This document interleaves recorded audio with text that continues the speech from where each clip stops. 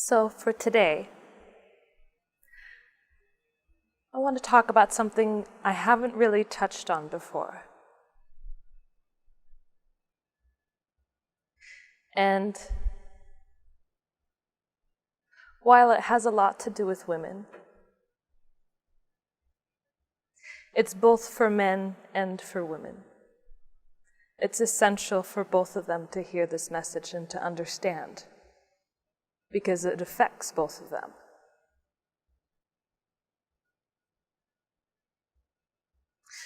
And what inspired this was actually Mr. Fred.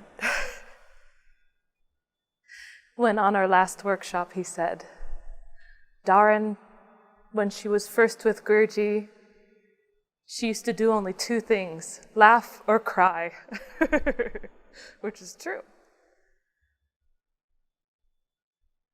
But I'd like to say, even now, I still laugh and cry a lot.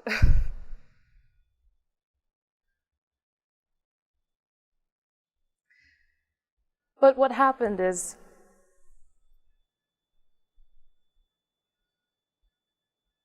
I think a lot of people who haven't gone through that deep love, not to say they haven't experienced love, but when it's that intense, all you can really do is laugh or cry.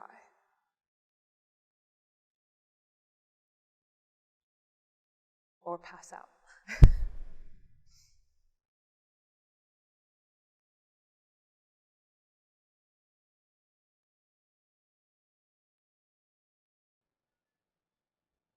I think we undervalue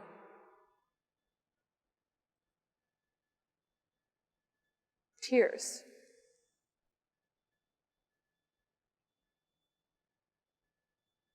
I think we're so used to associating tears with weakness.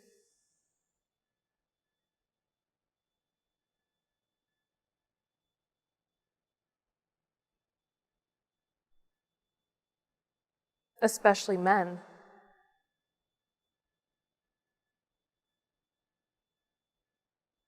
I think that there is this overall societal, worldly view that when someone cries,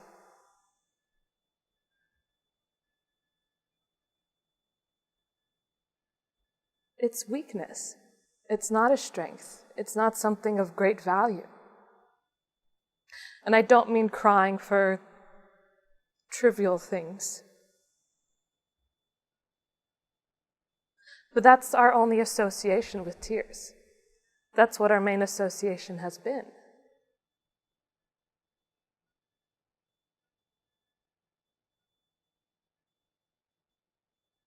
Mostly.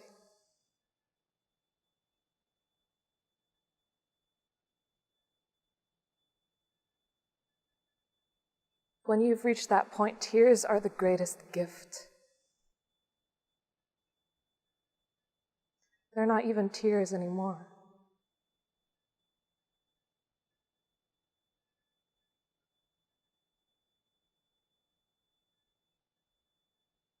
They come from a place of great power and strength.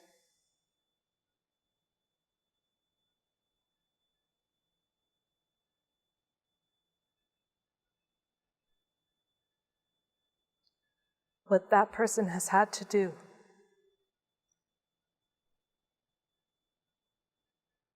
to deserve to be able to cry like that.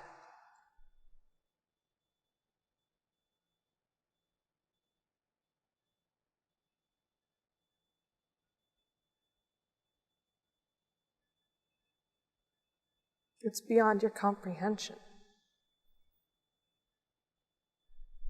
It's beyond the mind's understanding.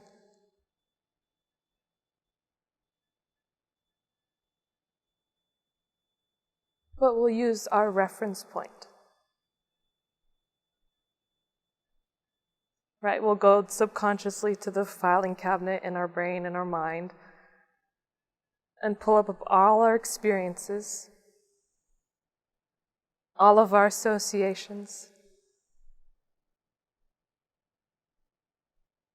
what the world accepts and engenders as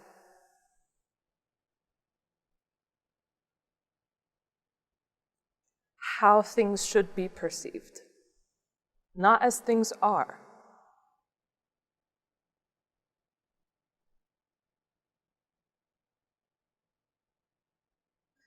So we have certain reactions when someone starts to cry. We either back away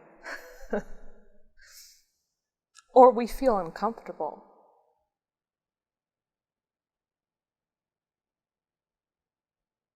Or we can perceive it as weakness. I've had many people who have come up to me and said, "I love what you teach.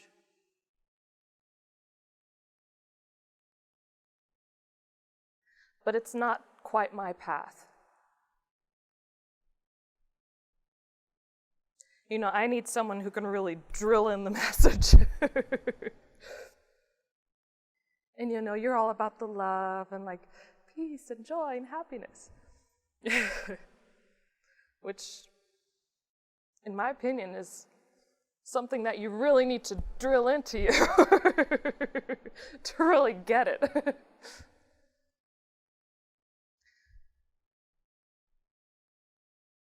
But it's just what that person needs. You know, if they're not ready for that yet, then that's fine.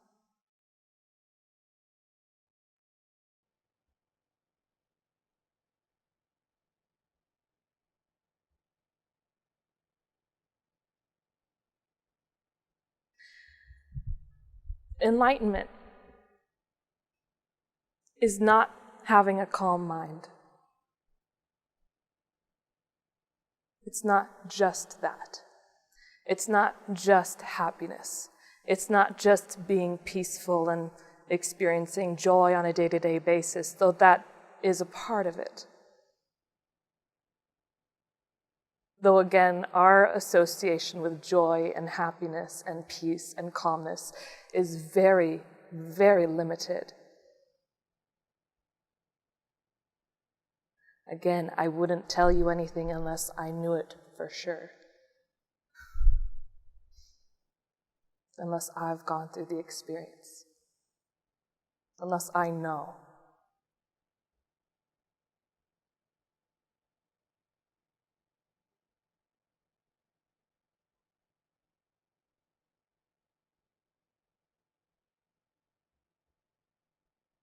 Enlightenment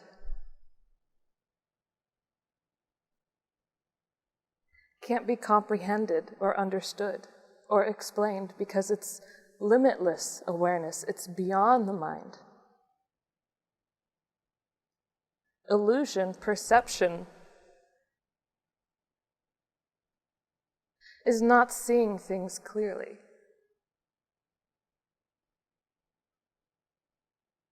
The perception that we operate with on a day-to-day basis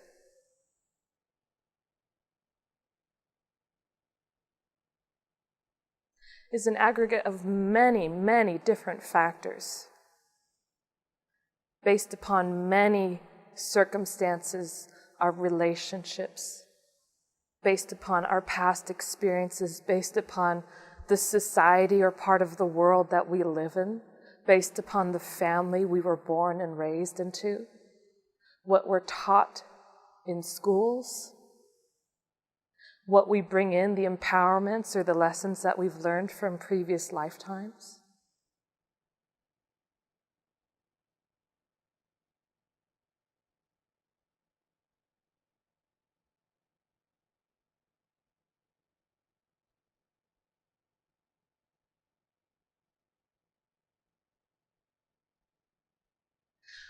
But we've come to think that this is all that we are.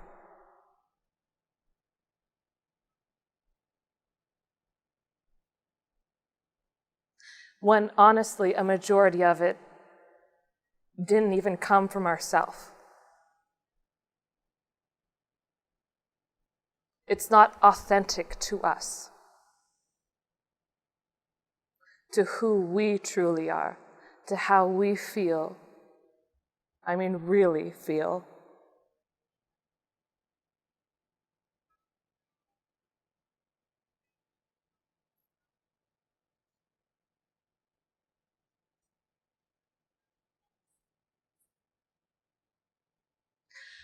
But one special topic that I'd like to address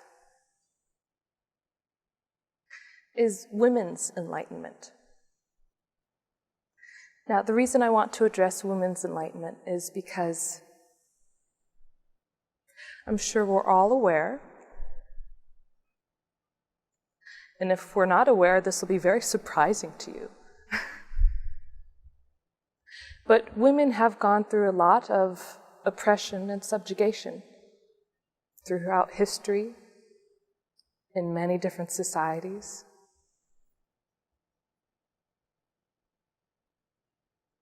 Patriarchy has been the ruling hand. And out of necessity, women have been very dependent upon men just to survive, just for their basic survival in this world.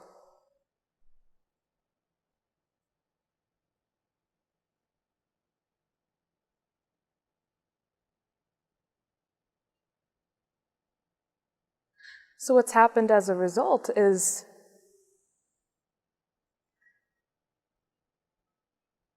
you hear all over the place. And we'll get a lot of questions about women's enlightenment specifically, and why aren't a lot of women enlightened? Or why don't you hear about them?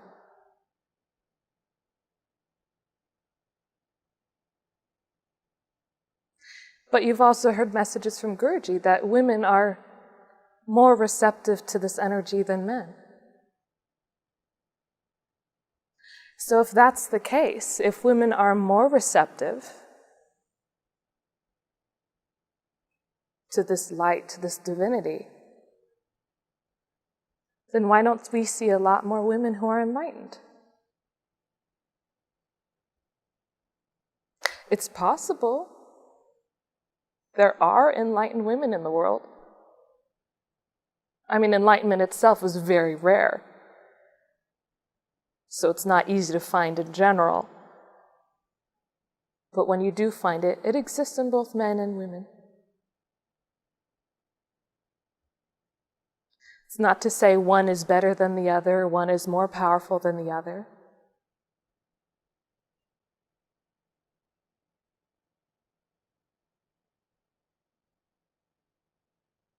So why?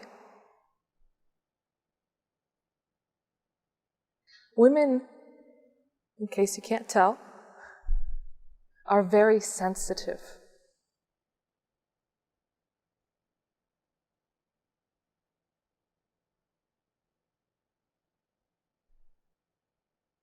And I don't just mean sensitivity as in being offended.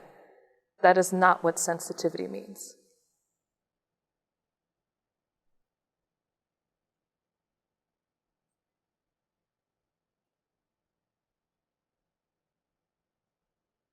They have a more developed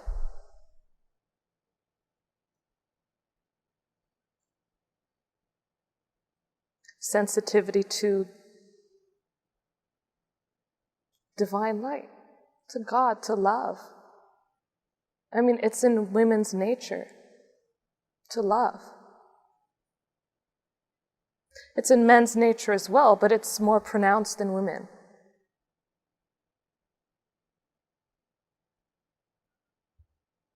Especially when you see a mother and their child. I mean, that's the closest form of unconditional love that you can find, is a woman and her child.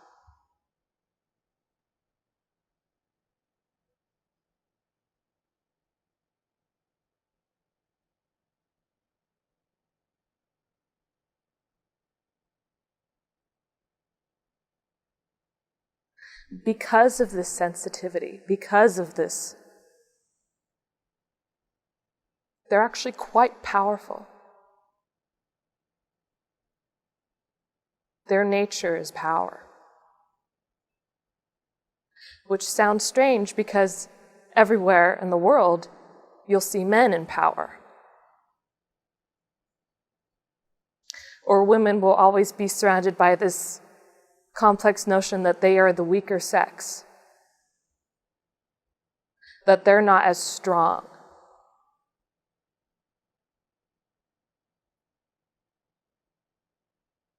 That they can't do as much as men can do, or that, they can't be the breadwinner, they can't earn enough money, they can't do what they need to do to survive. That they need a man. And this has been something, this isn't new, obviously. This has been around for a very, very, very long time. Because there was a point in time, not so much now, at least in the Western world, but there was a point in time in which it was necessary that a woman be married to a man or be under the protection or control of the men in the family. Because women had no say. They needed a man for survival. Because men had all the positions and power. They had the money, right? They controlled society.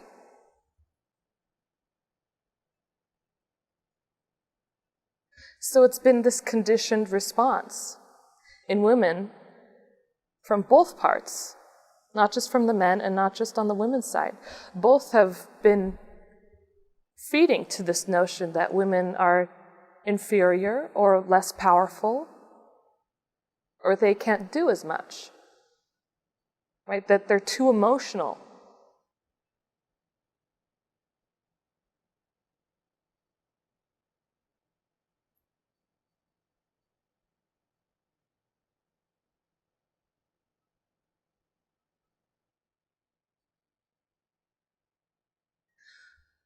But power is one of the greatest aspects in a woman. Maybe not power that we've understood power to be, but real power, spiritual power, enlightenment. And the reason for that, funnily enough, is because of their oppression.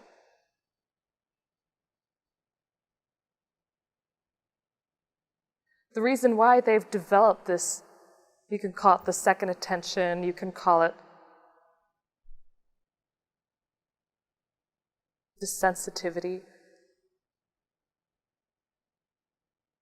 their psychic abilities.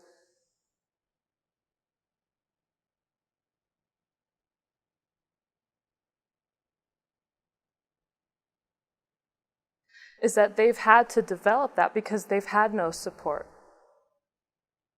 They've had no support from the outside world, right? They've had to find their own strength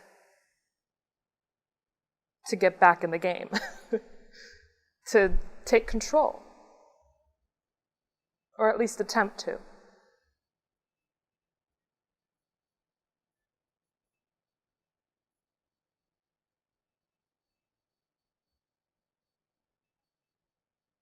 And through this power, through this sensitivity, they've actually been able to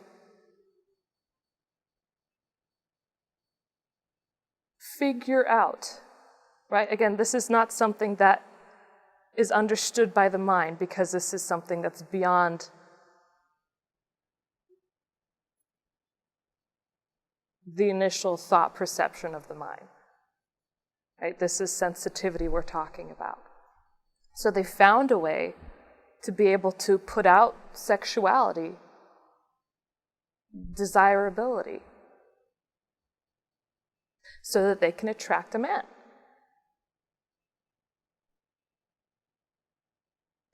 And they're so good at it because most people agree, especially men,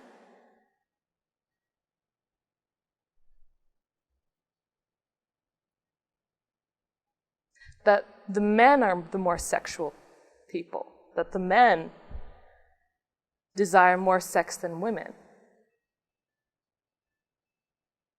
Right? That's something that's perpetuated. That's a common conditioned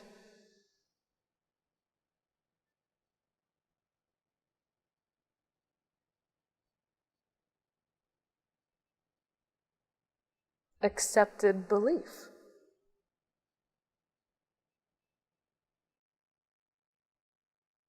That women don't want a lot of sex, but men want a lot of sex. And that's largely in part is because women, through their sensitivity, through the second attention, have been able to persuade men of that.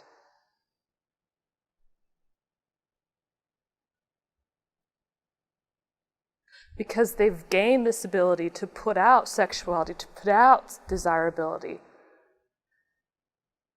And if the ego is too strong in somebody, you know, they'll feed off of it. They'll believe it. They'll be like, no, this is my own sexuality. This is why I desire this from her. It's not her power over me. It's my control, my power over her. I want sex from her, when really it's often the other way around. But women are so good at it. But they might not necessarily know that that's what they're doing either. Because again, this is centuries old. This is something that has been conditioned so much into them that it's almost like it's part of their DNA to do that. It's just an instinct now. It's not a conscious decision to do this. It's just something that they've learned how to do, and it works for them. That's what's happened to a lot of people in society, is they've learned these ways of, you can call it manipulation, to get what they need for survival, or to get, you know, the things that they want. And because so many people use it, it's just something that we've learned to accept as normal behavior. That we learn that this is an acceptable thing to do. This is what I need to do to get by. And that's definitely happened in the regard of women. But that's also the problem.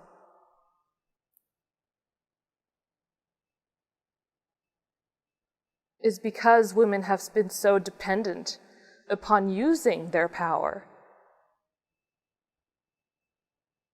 using this attention,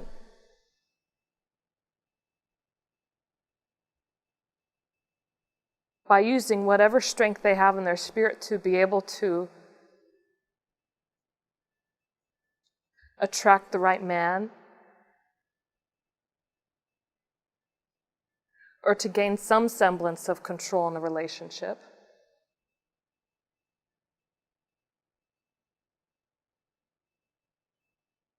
It also sort of forces them to become more involved in the aspects of duality. Right? That they're using this power and ultimately losing it because they're literally giving it away. Because when you use energy for that purpose, you're giving it away.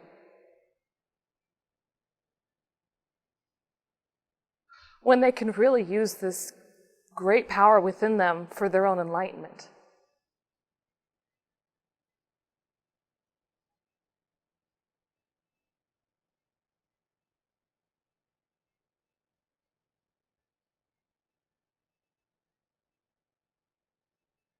Don't get me wrong, I'm not saying that women have completely dominated men and men are the ones that are suffering the most. I can assure you that whatever has happened on this planet throughout many centuries and lifetimes, that Men have abused their control over women, and women have suffered far more.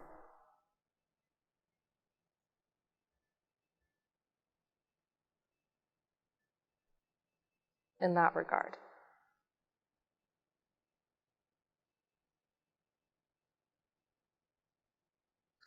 But one of the things that pains me the most is when I often see women coming to me because they want to find a spiritual man in their life. That's not to say you can't have a spiritual, beautiful relationship with someone. That's not what I'm saying at all, because it's very much possible. There are sensitive men, there are beautiful, very evolved men on this planet as well.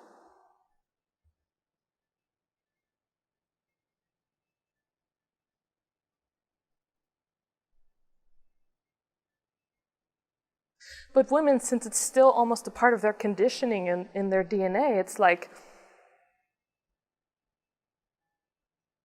from a very young age,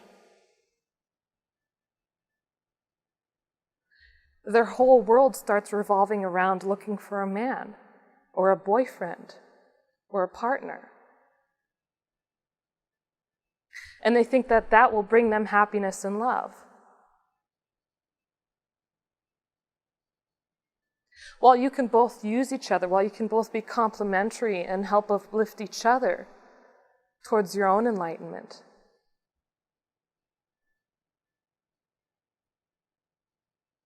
But what I see more often is women aren't necessarily looking for love in a man. They're in love with love.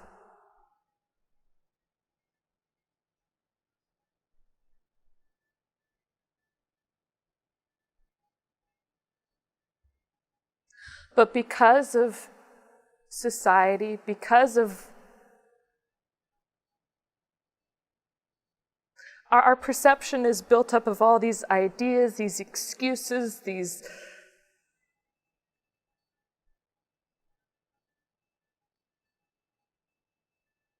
it's how we place ourselves in the world. That's what our initial perception is.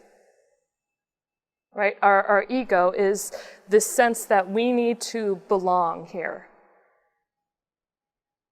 And so we adopt all these different beliefs and ideas and conditioning, and we're under control by people because we've, in a way, allowed it to happen. Because we feel like this is how we fit in, this is how we belong into this world.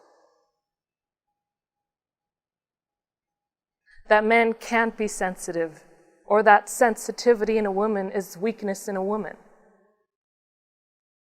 That you shouldn't cry, that you shouldn't laugh.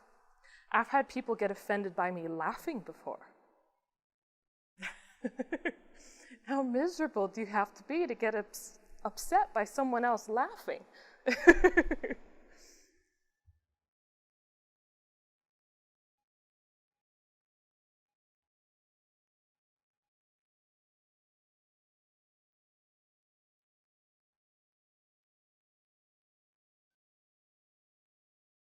So nobody's able to live as they are authentically.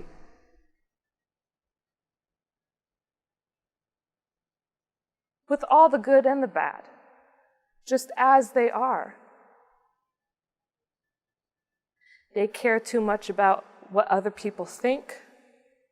They don't want to hurt other people's feelings, which isn't a bad quality, that you don't want to hurt other people's feelings, but if it prevents you from being a happy person, why should your own happiness, or why should you prevent yourself from being happy just because it hurts somebody else's feelings? They're hurting their own feelings. Happiness doesn't hurt anybody. Happiness brings more happiness into the world.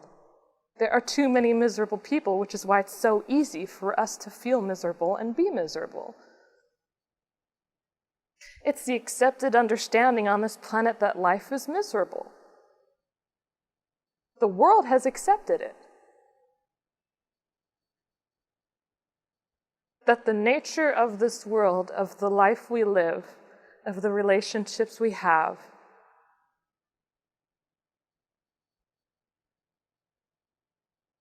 is that happiness is very rare.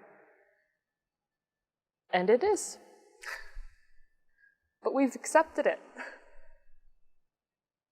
We accepted unhappiness as something natural and normal, when it's the complete opposite. Again, the complete opposite.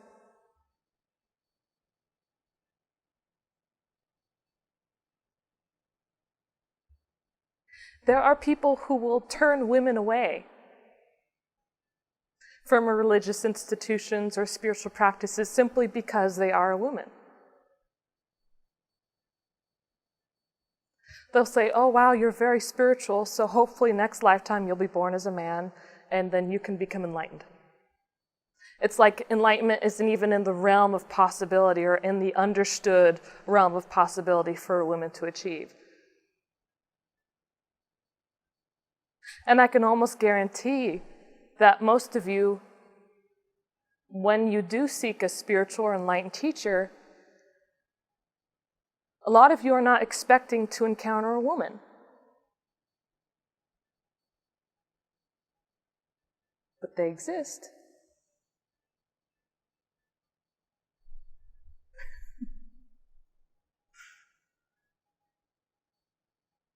And it can happen in the Western world too. It doesn't have to come from the Eastern world or from India or Tibet or...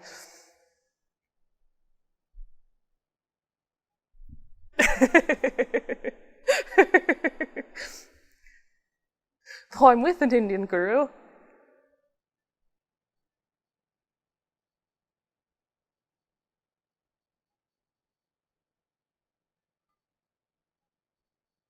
I've learned this truth.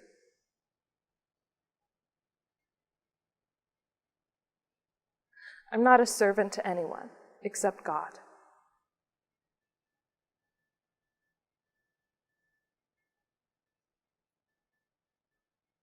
If God wants to put you in the role of the Joker, you'll play the Joker. If God wants to put you in the role of the businessman, you'll be the businessman. The great revered teacher, you'll be the great revered teacher. It's not a matter necessarily of what role you play. But the role you play won't be dependent upon others or society.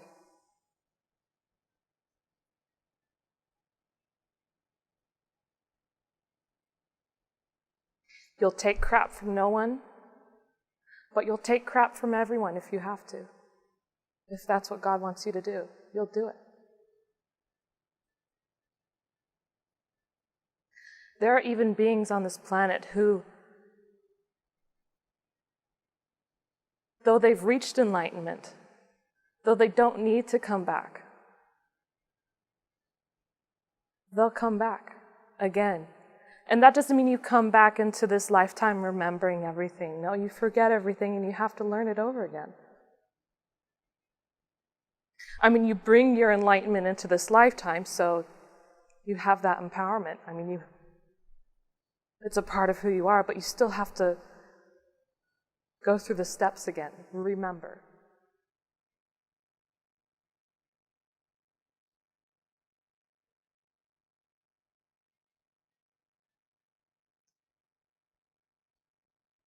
And in many cases, having to keep on living is a lot more miserable than having to die for many cases. But it's not about that, because you're willing to do anything because you love so much. It's worth it. That love, that ecstasy, you know that truth, and you're willing to come back again and again as long as it takes, until every sentient being is free. Because you're a servant to God.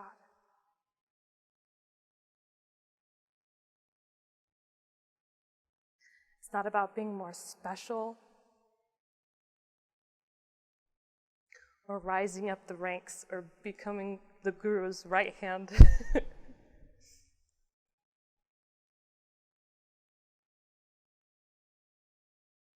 is just loving and enjoying life. And sometimes the pain of love is greater than the pain of life. But still, even then, it's worth it. You wouldn't give it up for anything.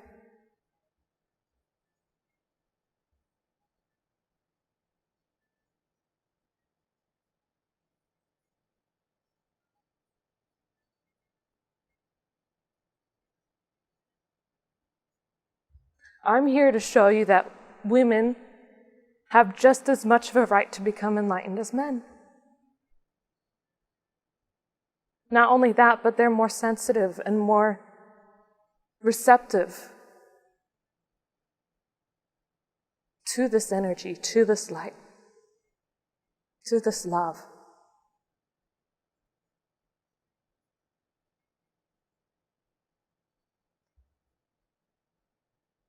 And I can tell you that as a man on this call, you are too.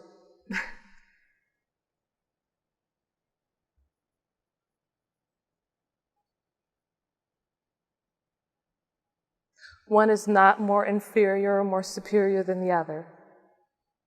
That is not the message I'm trying to convey.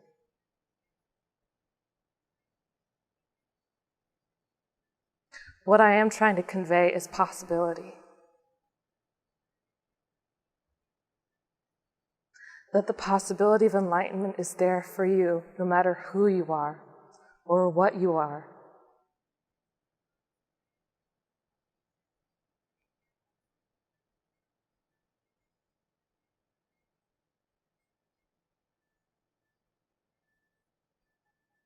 Life will unfold exactly as it needs to.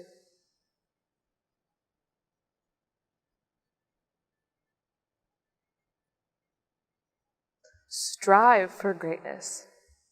There's nothing greater than enlightenment, so strive for that.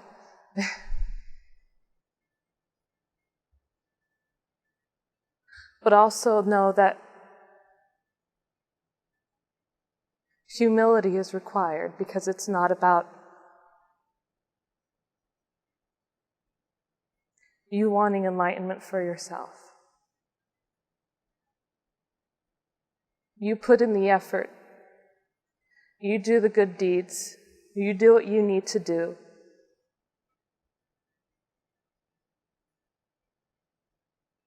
Go out and achieve things in life. Be successful. It's empowering for your spirit when you do that. You gain power from it.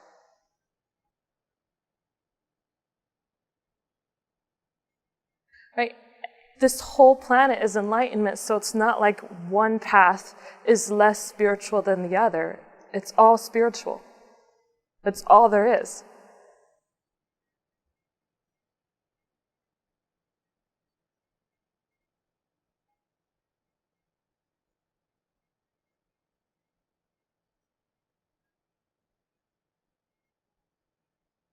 And like I said, you put in 0.01% of the effort, and this energy, this grace of God, will do 99.99%.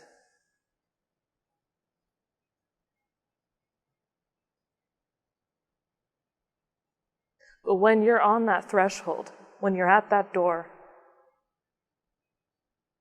you have to know that it's not what you want anymore.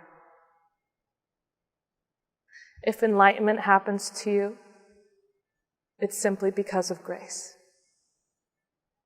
And it'll happen to everyone at the right time. You will always be given what you need when you need it.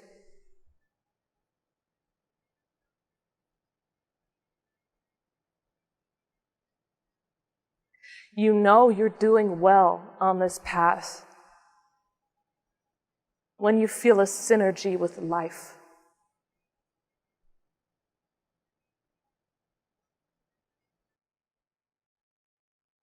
When the flux and flow of the world oscillates with you, when you oscillate with that. Guruji's like, oscillate with me. I love that. I was like, okay.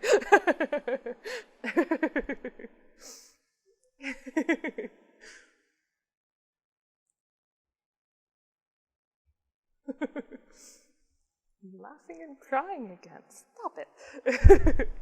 It's crazy. You have to be a little crazy to want this, I mean. You have to be madly in love.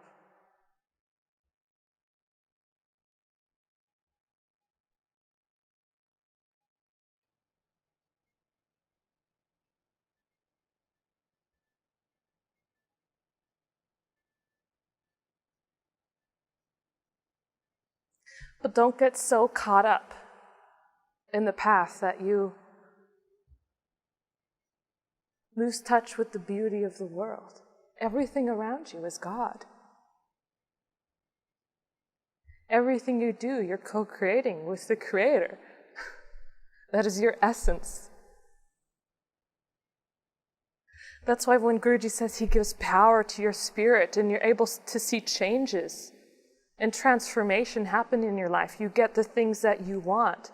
You'll have to be very careful because with this energy you will eventually get what you want, but it might not necessarily be really what you want. So be careful.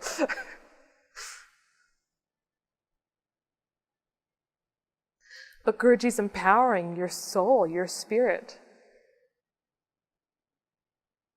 so that you can achieve more, that you can do greater things that you could not do before.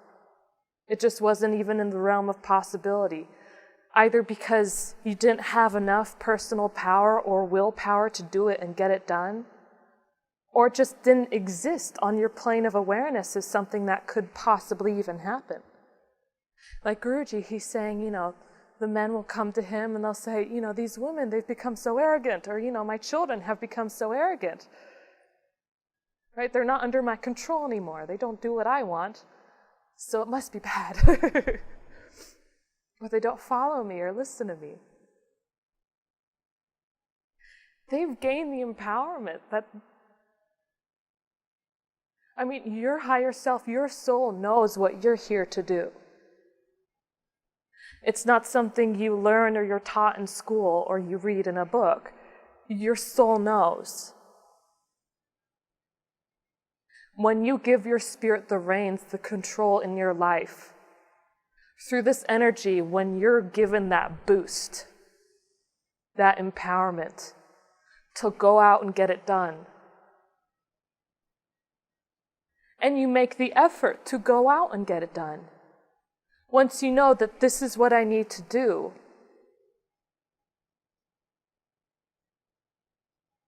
and you make that 0.01% effort because you take the step to do it, and then fulfillment happens. That feeling of fulfillment, that satisfaction, going through the struggles of life, the trials and tribulations, the sufferings, the pain, everything. And then finding the courage, that strength within you to pull yourself out of that and do something with your life. You find your strength in spirit. You find that strength, which was there to begin with, but you had no idea it was there. Because you had too much sludge, too much ice coating that divine presence within you. You didn't feel it, you didn't recognize it before. That is why even the trials and tribulations of life have their purpose. That doesn't mean you always have to go through it. Once is enough. Most people go through it many, many times, but once is enough. Once is enough to learn.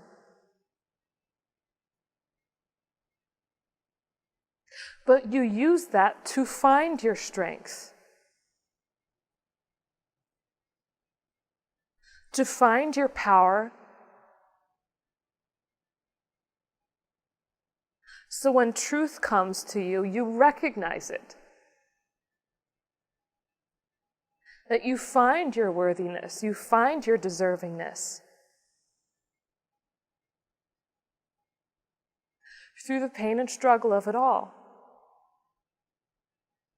until you've reached a point on the journey, on the path, in which that's not necessary anymore for you to find that strength. That you have enough strength, you have enough power, you have enough light and beauty within you. You've melted away enough, you've been sanded down, you've been washed away,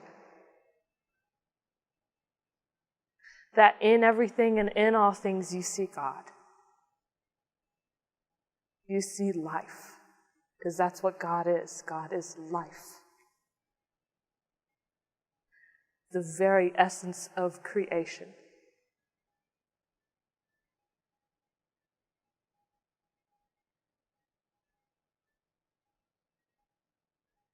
Being spiritual doesn't mean you remove yourself from the world. That just means in the world, you see that beauty and that light, that divine presence in everything and in all things, in every situation.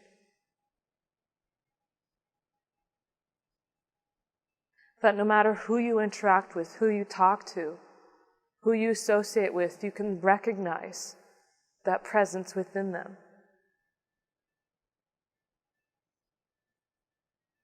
That you can see as much beauty in a blade of grass as the sunset. You see it.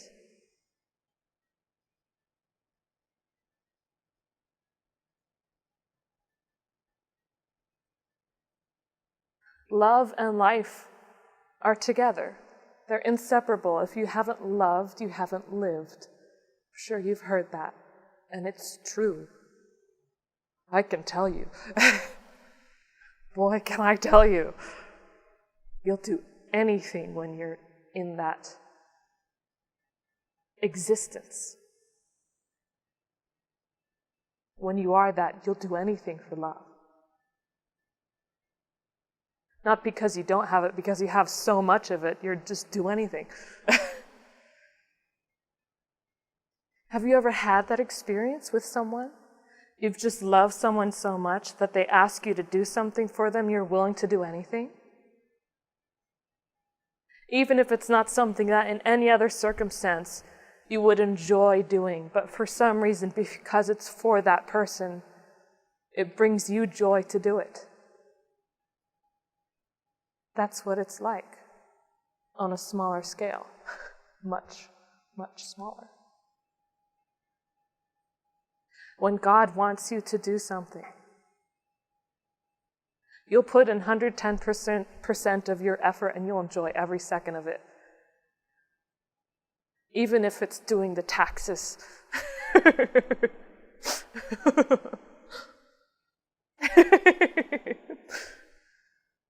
Playing the fool, the comedian. Not for others, for God. Not for a person, for enlightenment. Whatever it takes, you'll do it.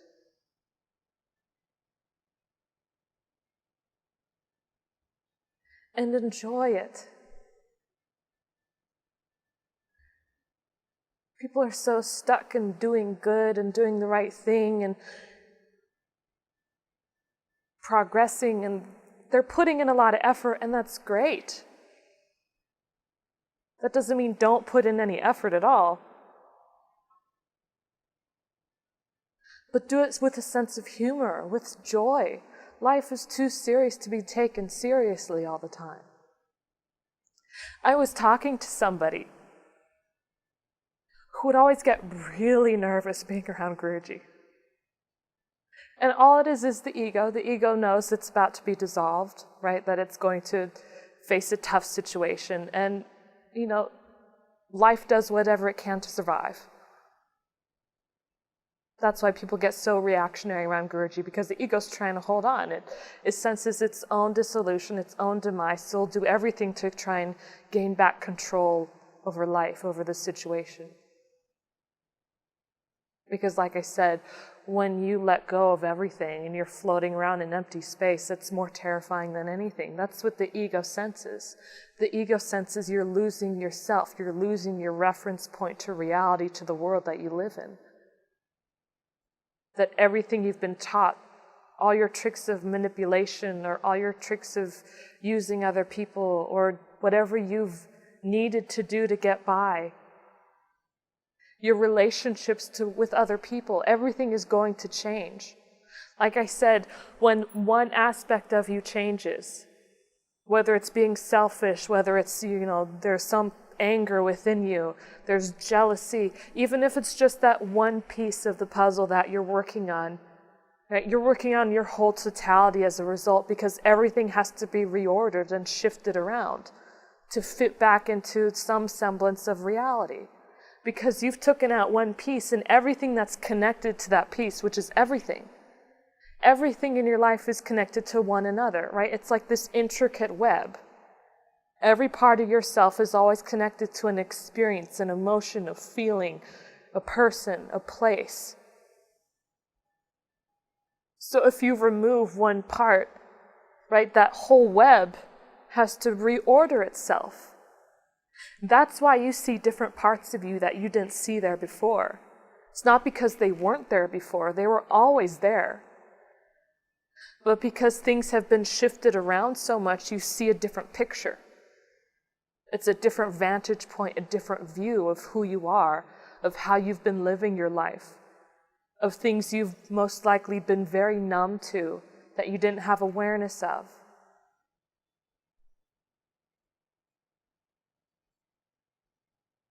And all the power to come and do that comes from God.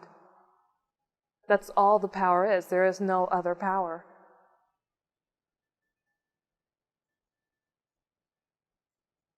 So it's important when you see this happening, not to feel ashamed of it, not to feel guilt, unless you still need those very primitive feelings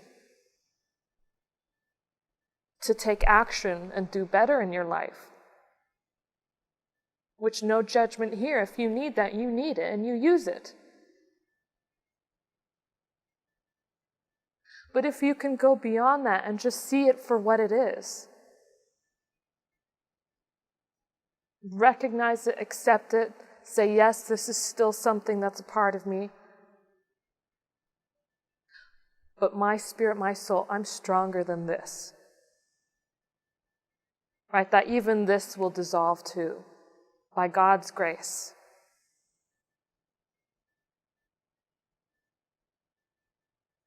It's the same thing when you have that deep desire and longing for God and enlightenment, when you're at that final step where all you do is want that. And that's also your deepest pain and frustration, is that for some reason you're just not there. You're just not close enough. You just haven't done enough, but you don't know what to do. What can I do? It's not you who does that. That's humility. It's not you at all. It's all God. Everything you've achieved in your life, all the money, all the success you have, all the status, fame, and wealth, all the relationships, all the love, all the peace, all the happiness, all the good memories.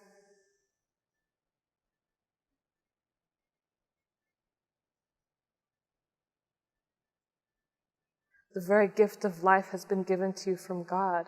When you sleep at night, you're not telling yourself to breathe in and to breathe out and for your heart to beat. God's doing that for you.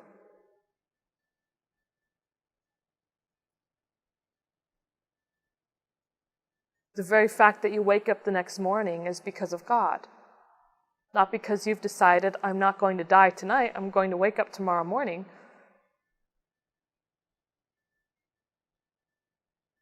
Power comes from God.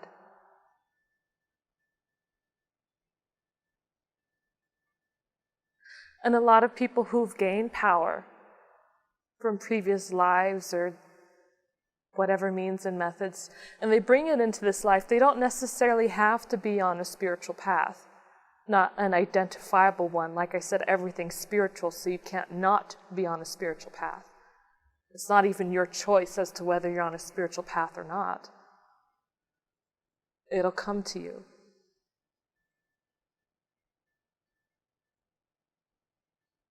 But people who are born into this world with that empowerment, right, to make changes, to, be successful, to have lots of money, lots of attention from the world, it's because they have power. They do have that power.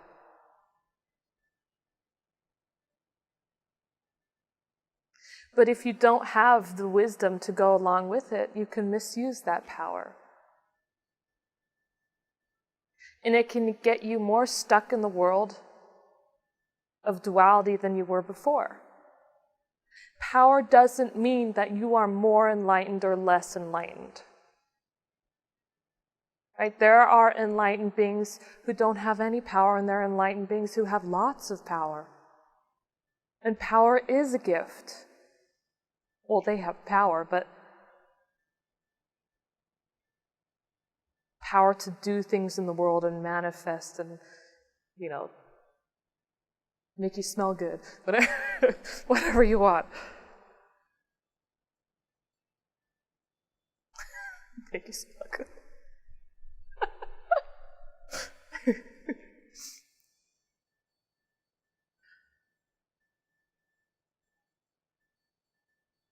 And there are certain people who are very evolved, very sensitive souls, who, even though they're not on a path per se, they might not be identified as spiritual, according to what this world considers spirituality.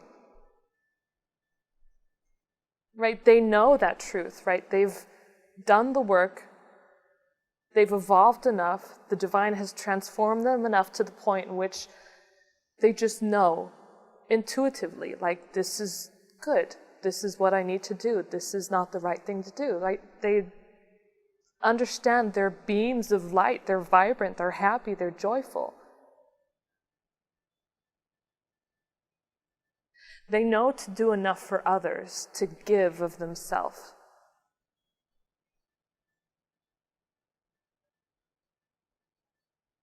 And then you have people of power who don't have enough of that wisdom to go along with it, who abuse it, and as a result, it affects their consciousness detrimentally. But just because you don't have power, if you don't have a lot of money, you don't have that power brought forth into this life, initially anyway. I mean, you have power, truthfully. You're here, aren't you?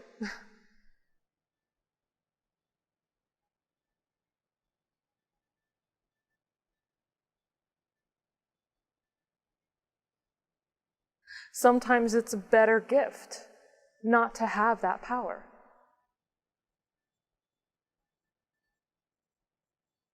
Because power amplifies all of your characteristics. It gives power to more of who you are.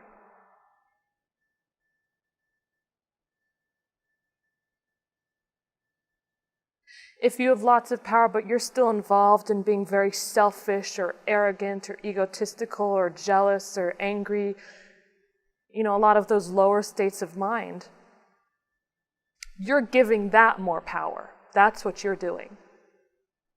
And you'll lose that power very quickly. So Guruji says a lot of people who have lots of power, why did they lose it so quickly?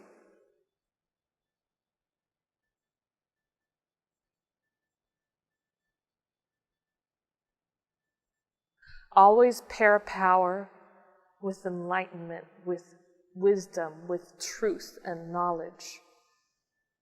If you don't have the power, revere the truth and the knowledge first.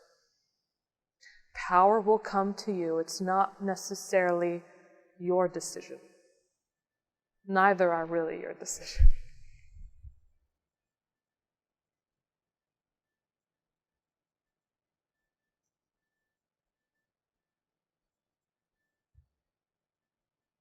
Because trust me, with this energy, with this power that you're receiving here,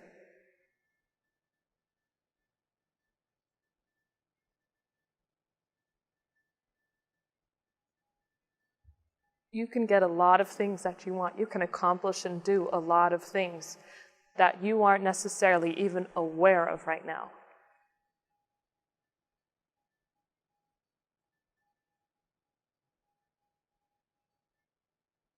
Our job here, we empower your spirit. What you do outside of these webcasts, outside on your own, in your own terms, with your own life and your own relationships, who you lose energy to, who you give your power to, who you associate with that drains you, and you feel it a few days afterwards, you just feel like, man, that person just made me exhausted, right? You know.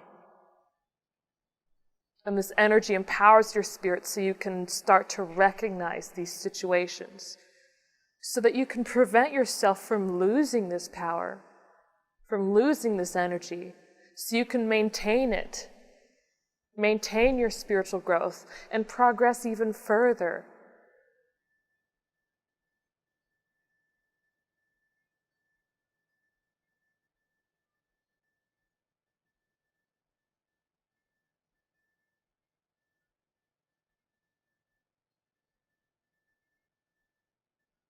Use it.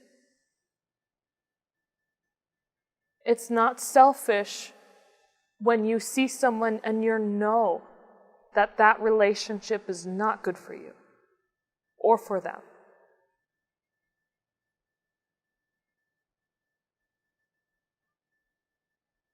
Whether you're the abuser or you're the one being abused, neither are good for you or for them. To allow someone to take advantage of you because you feel compassion for them or because you have sympathy or empathy for them, that is not right. That's bringing them down. That's getting that person more involved in the world of illusion and duality. That's separating that person even further from truth. It's not compassionate. It's foolish. It's trickery. You don't pamper those people. You don't flatter them. You don't make them feel good for no reason. Them feeling good is up to them.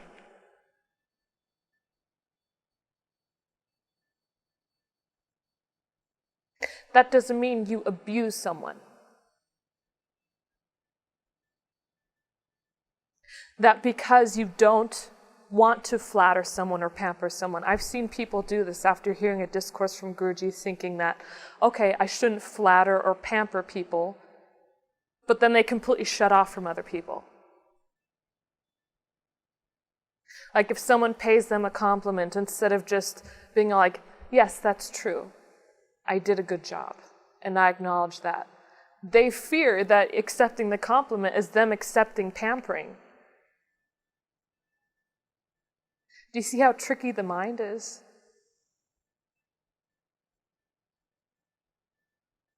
You know when you're doing a good job. You know when you've done something well. If you look good, you know you look good. If someone pays you a compliment, you're like, you have good taste. I accept your compliment because it's true. I do look good. Thank you. I know. It's when you see that someone looks like crap and you say you look good. That's pampering. That's flattering for no good reason.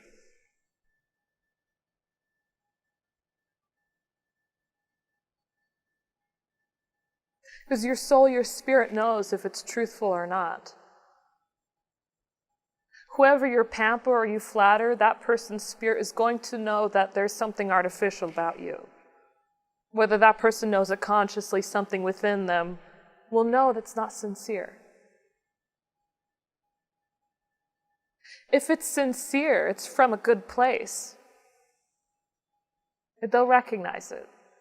Consciously or not, it doesn't matter. It does not matter.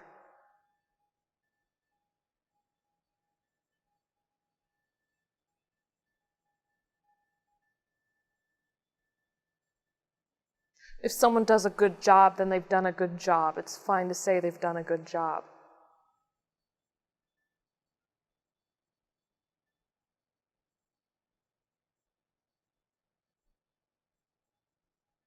That's why humility is seeing exactly who you are as you are, no strings attached, as perfect and imperfect as you are, and accepting it, surrendering to that higher power.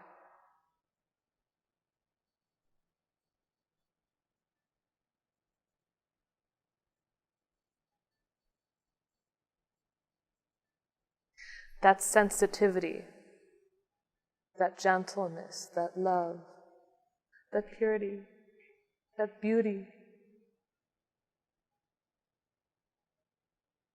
That's the same place where power comes from. Don't forget that.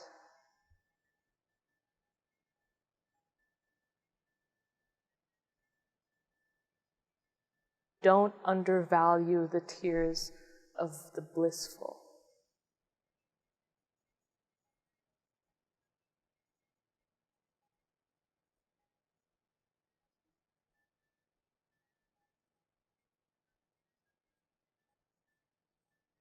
Watch it. Be absorbed in it. Take it into yourself.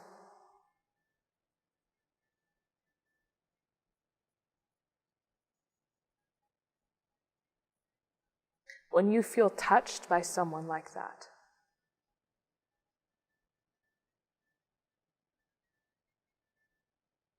and they might not even necessarily show tears, because you have to have a lot of discipline on this path. So a lot of times, they're very disciplined and very strong.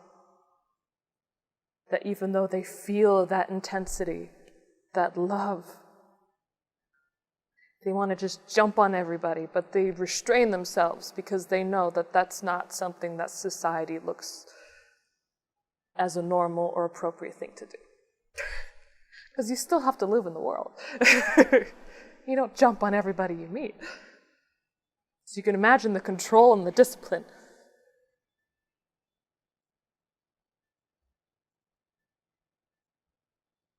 Cherish every tear that you weep for God. I think you'll notice that when you cry tears of frustration, when somebody puts you down and you're crying, when you don't feel good enough, as opposed to when you cry for God.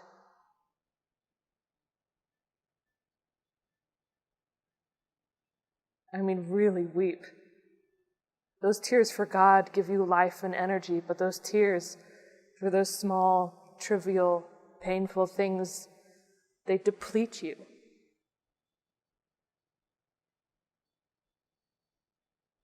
They fatigue you, they make you tired, because you're losing energy. You're giving that more power. You're giving that power of tears. Boy, but when you cry for God,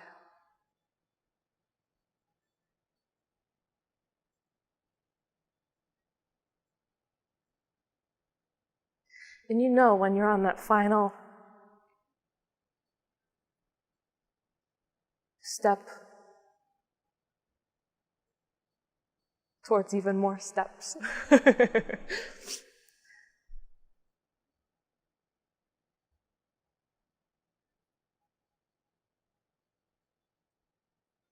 You're like, how do I stop myself from wanting enlightenment? If I have to even stop wanting enlightenment for my own enlightenment, how do I stop that? This is what I've been saying. You don't. You don't stop that. You give everything you have to God. You revel in God. You rejoice in God.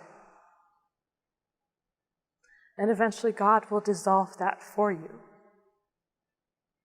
Just as God has dissolved everything else for you. Just as God has made you more pure. God does that. has made you innocent, has made you laugh and cry like a kid.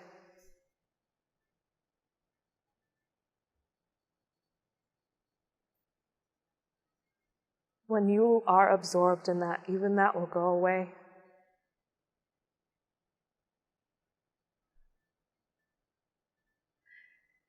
And I'm telling you, it's not calmness and peace and happiness like you think it is. It's far beyond that. It's not limited by calmness and peace and joy.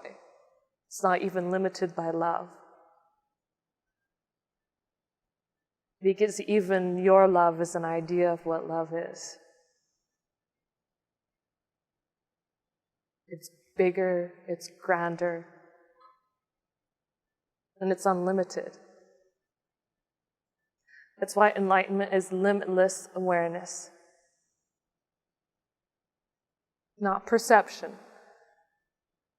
Perception is the mind reflecting back to you on the world. It's your own impressions.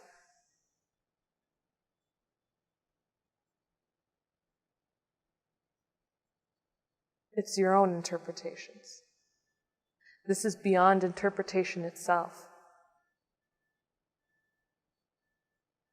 There's a reason why enlightenment is called the clear light of reality. Because when you've completely absorbed into it, you don't even see that light. How do you see what you are? Especially when there's nothing to reflect upon.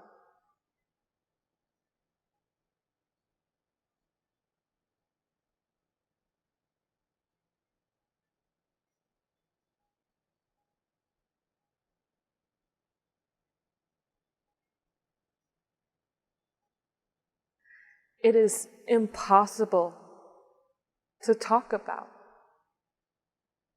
I have no words that are sufficient. And even language is bound by constraints, because even language comes with its own perception.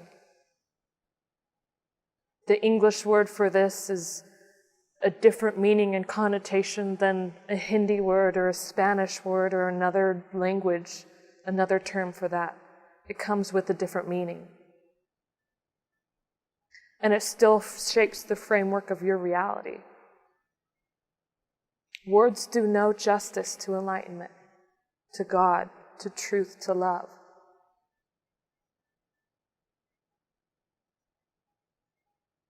The only way you can understand it and begin to feel it, because that's what that sensitivity is that I was talking about. It's not something you learn. It's not logical, nor is it practical. But you can use that empowerment for logical and practical means. But of its own nature, it's not logical or practical. So you need that sensitivity. It's a requirement. It is not weakness, it is strength when you have that sensitivity to feel the truth, to intuit what's the correct thing to do, what's the correct path, how to behave and how to respond in life to both good and adverse situations. Right? That sensitivity is essential.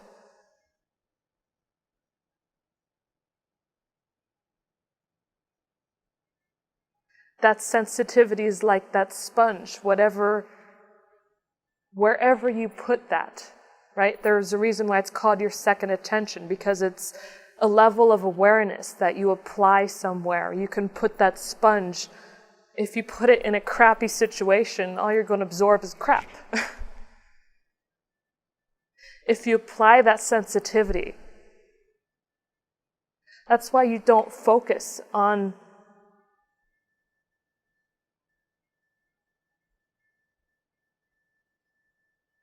the lower states of mind, negative people. You don't surround yourself with that, because that sensitivity, that sensitive nature within you is going to just soak that up if you're not aware enough. if you're not paying attention.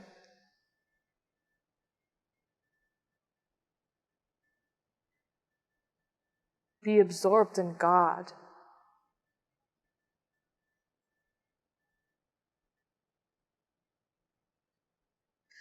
Now, don't feel bad if you are sensitive and you can tell when something has affected you. Right? You're feeling out the world. You're feeling how different things and scenarios and people and situations impact you, impact your soul, impact your path. That is important. It is essential. That's how you grow.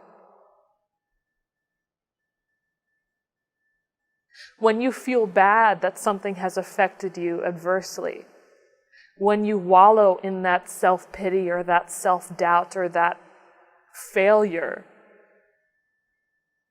right? It's that sponge, it's that sensitivity becoming even more involved in that. Soaking up even more from that. You don't need to wallow in it. Understand what you're feeling, recognize it, acknowledge it, don't ignore it or suppress it. Understand it.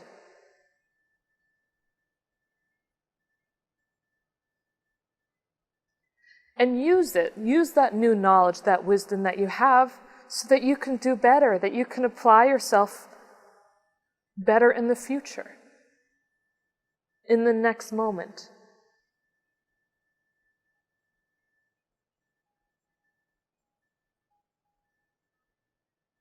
You're not born on this planet knowing everything, and it's not expected of you that you know everything, that you're completely perfect, that you have it all figured out.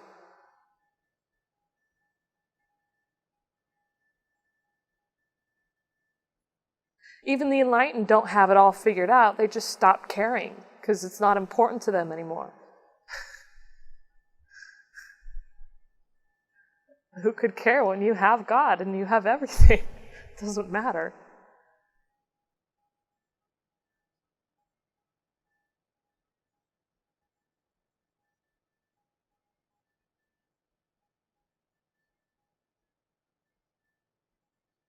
Listen to it. Watch it. And be conservative. Don't just give your love and your power away to everybody. You need it for your own growth, for your own enlightenment. You can love God and everyone and in everything.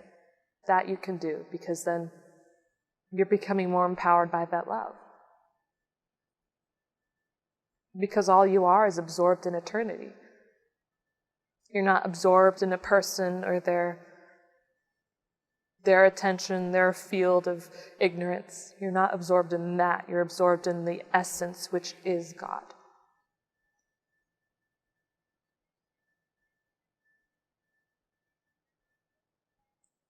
I've had people who are like, I'm with my family and I always feel so drained with them, but it's like my parents, they're old, it's not like they can learn and improve and do things to change their life. And they're not like, very abusive or anything, but I still feel drained when I'm with them.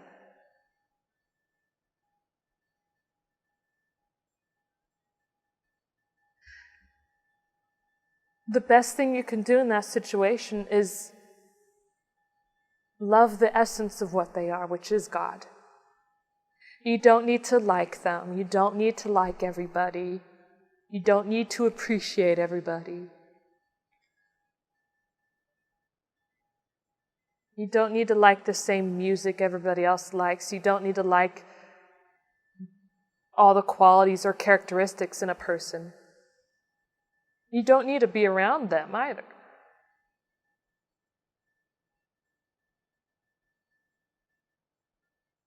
But when you acknowledge that presence within them,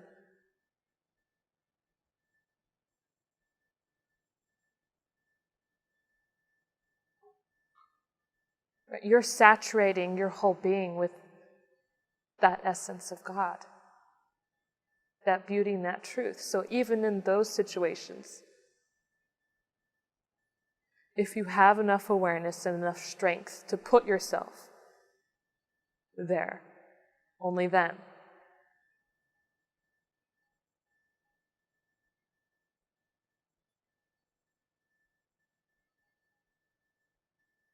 If you don't have that strength, if you don't have that awareness,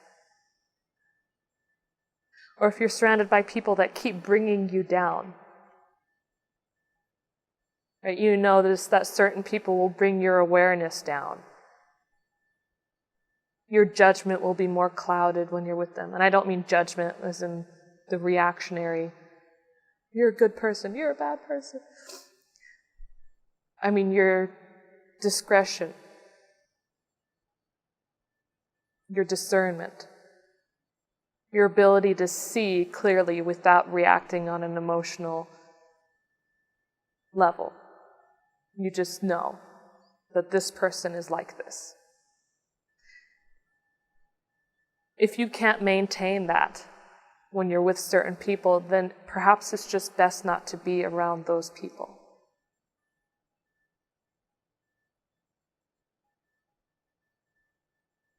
Because more energy, more power, more of this light, more of enlightenment, it brings up your awareness. It makes you more sensitive. It should give you a clearer mind. Should.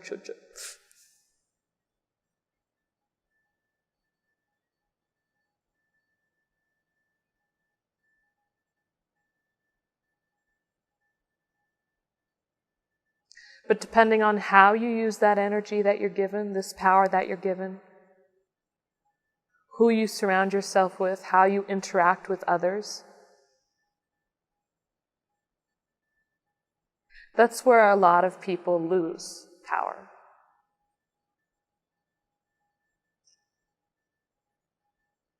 And most of the time it's with the people that are closest to you.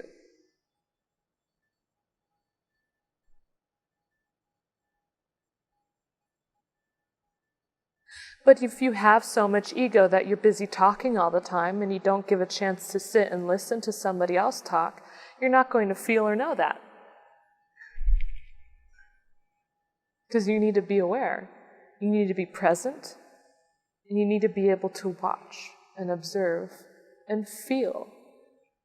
If you're too busy projecting something onto somebody else,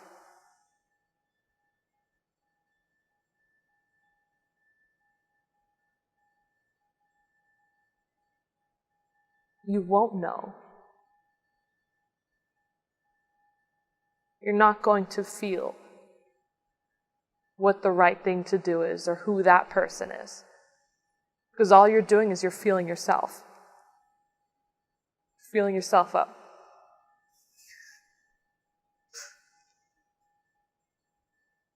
You don't need another person for that. You just stand in front of a mirror and talk to yourself. You'll probably get as much satisfaction from that.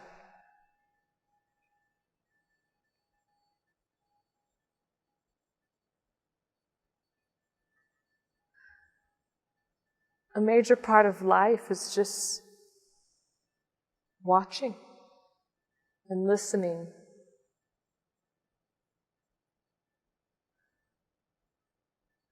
Both to the outer world and your inner world.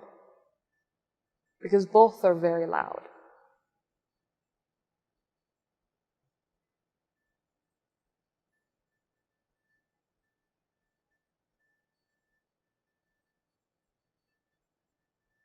The importance of going into that stillness after the blessing. Right? You're given that heightened awareness from the blessing. And it's your special moment. It's your reverence for God.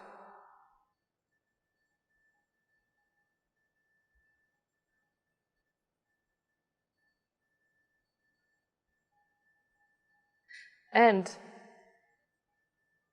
if you're fortunate during that time, because of that grace, because of that divine, that light,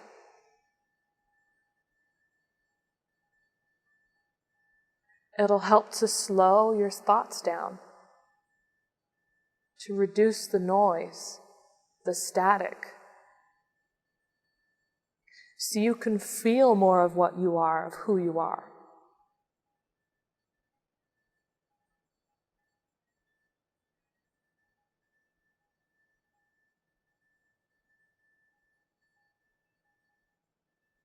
The blessing is in the silence.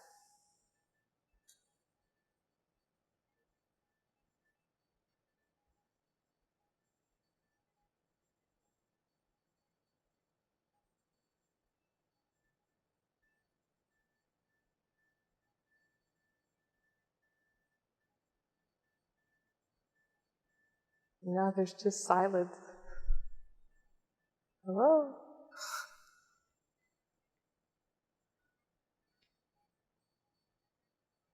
What I'm trying to say is this world is very, very tricky. It's filled with people who want to take your energy, or it's filled with people who have that victim mindset, who will continuously, unconsciously put themselves in a scenario day after day, relationship after relationship, circumstance after circumstance, so that they are the victim. They will keep attracting that abuser into their life.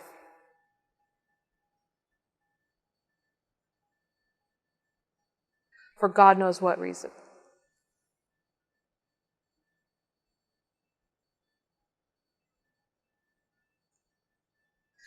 But with this empowerment, this blessing, you're free. You can feel yourself again. I mean, who you really are.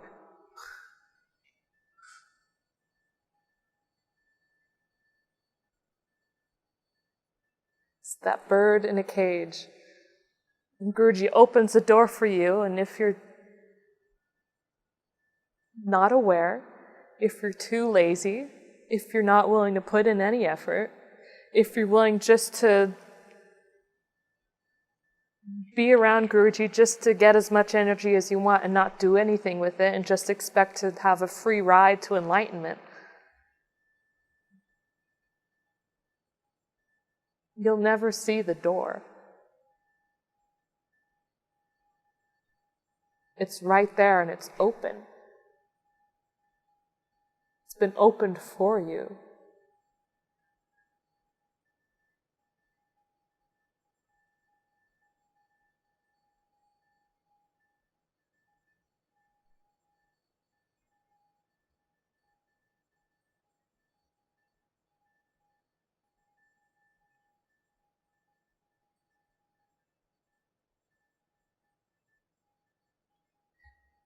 When you're with the teacher, it's not necessary that you gain a position of power with them and that you are by their right hand and that you're the one making the mission go forward and that you're getting all the glory.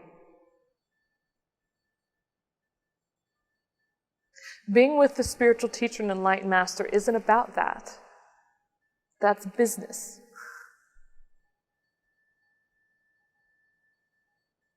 You might be a good entrepreneur.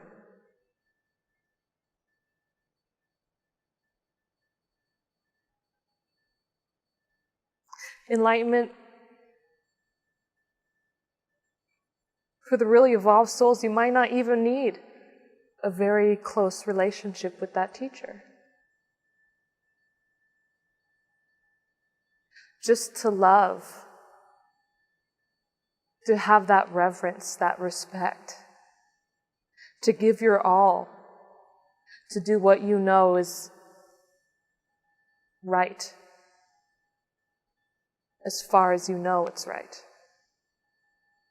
until more of you dissolves your whole self and you start to really feel what's right. It'll come. Don't worry about it. Don't get caught up in the worry.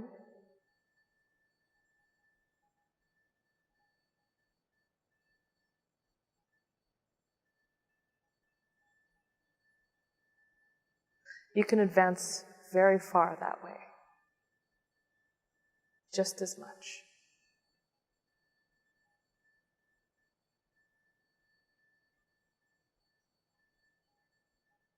Or if you're brave,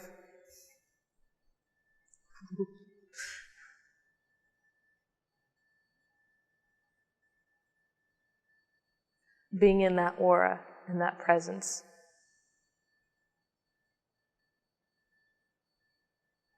can do wonders.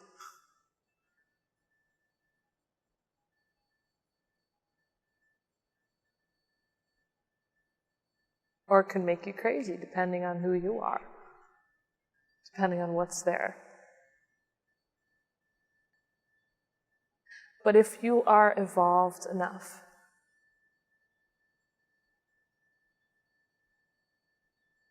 if you have advanced enough as a soul,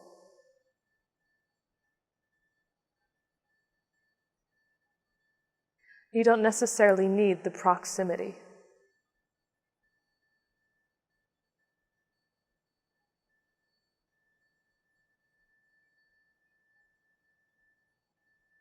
You can gain just as much.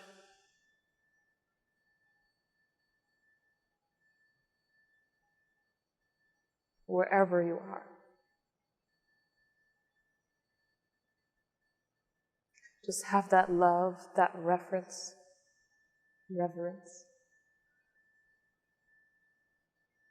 that self-giving. Be absorbed in God, in that stillness and the silence.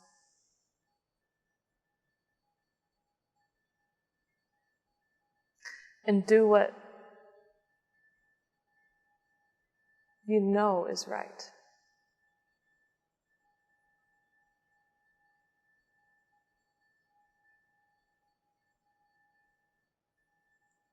And you'll gain just as much wherever you are.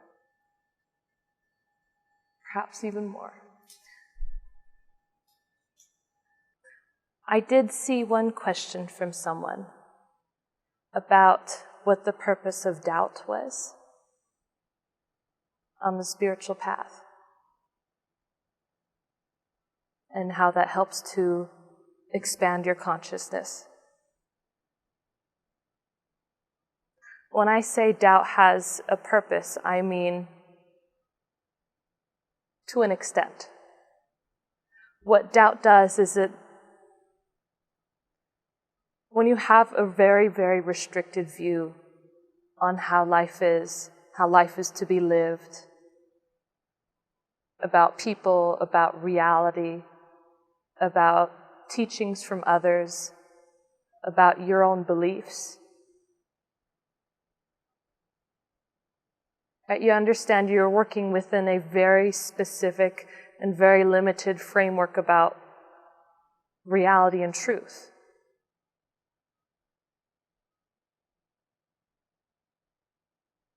So the purpose of doubt is that it'll start knocking down some of that structure.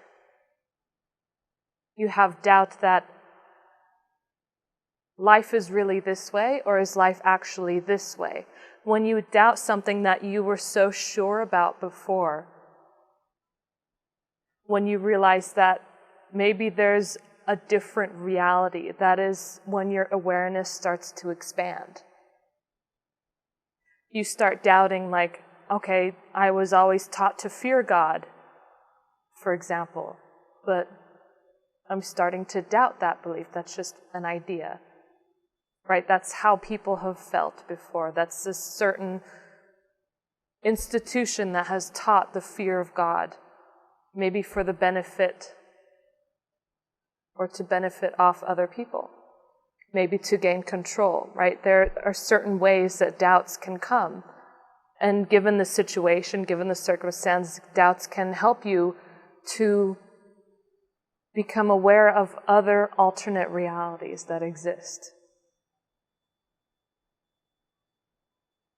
So your old beliefs and ideas will start to fall away, and doubt helps to destroy them, to really obliterate them.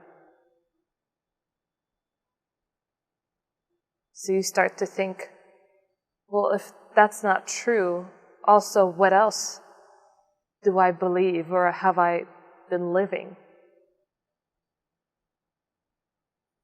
that may also not be true?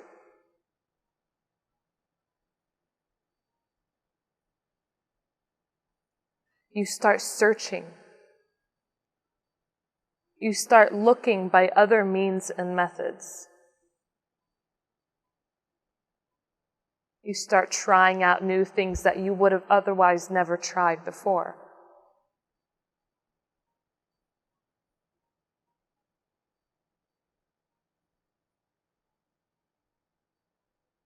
Like a lot of people who have come to Guruji for healing because of a specific physical ailment, for example. They've come because at some level or another, they've found doubt in the current governing allopathic model of healthcare that suggests this is health, this is what we know about how the body works, this is the best there is. And while it's very good for you, right, it's very advanced, especially in terms of its surgical practices, it's beneficial. I don't say ignore the allopathic healthcare model, right? Use it.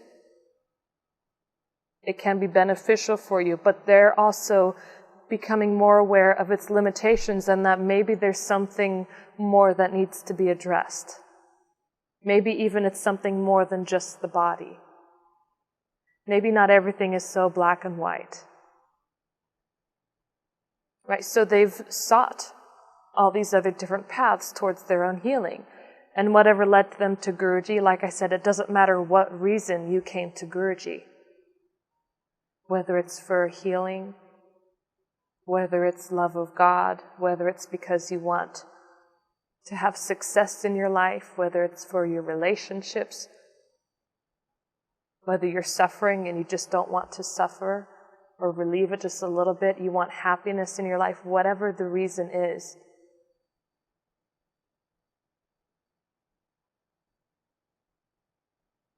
You're here ultimately because of God. So doubt plays a role in the expansion of your awareness because it opens doors.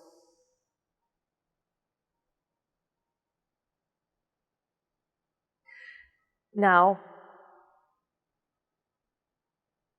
as you become more aware of possibility, or you become more of awareness itself,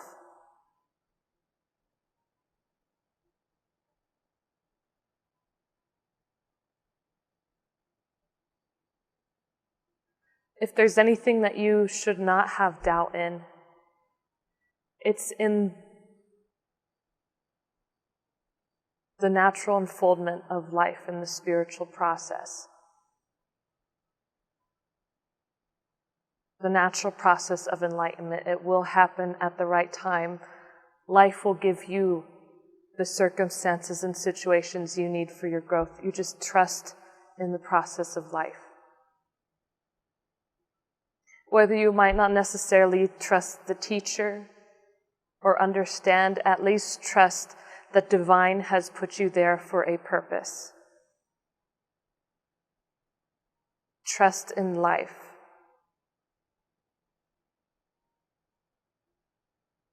And trust that God, divine, is life.